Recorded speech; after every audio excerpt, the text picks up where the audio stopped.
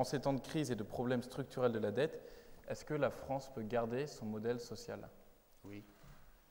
Elle doit même garder son modèle social. Et le modèle social français, ce n'est pas seulement un certain nombre de dispositions sociales, c'est un certain nombre de droits et c'est une certaine conception de la société française. Et le général de Gaulle a dit des choses formidables sur cette conception de la France qui était une nation issue du brassage de peuples qui étaient venus la construire en venant du monde entier.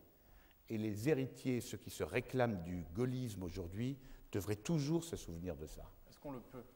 Bien sûr qu'on le peut, mais non seulement on le peut, mais on le doit. Est-ce que vous savez combien l'Allemagne, là aussi ce sont des statistiques officielles, pas de l'Institut de l'entreprise, mais ce sont des statistiques officielles qui viennent du gouvernement allemand.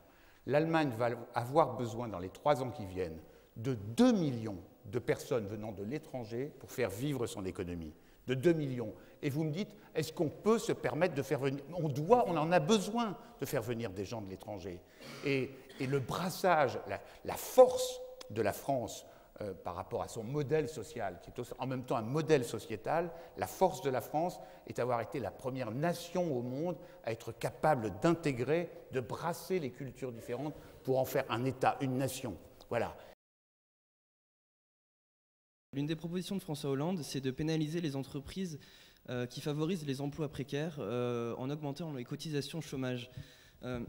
Si on prend l'exemple d'une PME qui fait face à un ralentissement de son activité, elle pourrait vouloir embaucher un jeune en CDD. Avec ce dispositif, elle en sera peut-être dissuadée. Est-ce qu'on ne risque pas finalement de favoriser le chômage et plus généralement, plus spécifiquement le chômage des jeunes avec une telle mesure ? Ça ne va pas s'appliquer à la PME qui va prendre un CDD pour quelques mois parce qu'il y a un peu plus de travail, des carnets de commandes qui sont un peu supérieurs sans qu'on sache si ça va durer ou si ça ne va pas durer. D'ailleurs, je vais vous dire, puisqu'on en est aux PME, on va créer 3 types de fiscalité sur les sociétés, alors qu'il n'y en a qu'un aujourd'hui. Les très grandes entreprises, celles du CAC 40, qui paieront 35%, les PME qui paieront 30% d'impôts sur les sociétés et les TPE, les toutes petites entreprises, qui paieront 15%. Et on va ajouter à cela la possibilité pour les entreprises, et les PME et les TPE vont être concernées alors qu'elles ne l'étaient pas jusqu'à présent, qui réinvestissent leurs bénéfices dans l'entreprise, d'être exonérées d'impôts sur les sociétés. Il y a une partie de la population, et notamment l'électorat d'extrême droite et de droite, qui ont vraiment le ressenti que certains bénéficiaires ou prestataires du RSA ou des allocations chômage vivent mieux que des personnes qui travaillent. Alors comme l'heure est au rassemblement, qu'est-ce que vous dites à ces Français?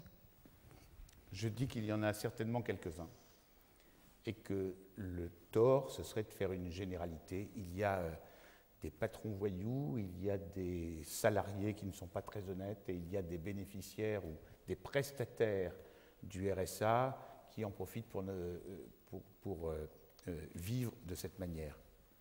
Ils sont 1%, 1,5%, 2% de ceux qui sont concernés, et donc ce n'est pas par rapport à eux qu'il faut penser la politique qu'on doit mettre en œuvre.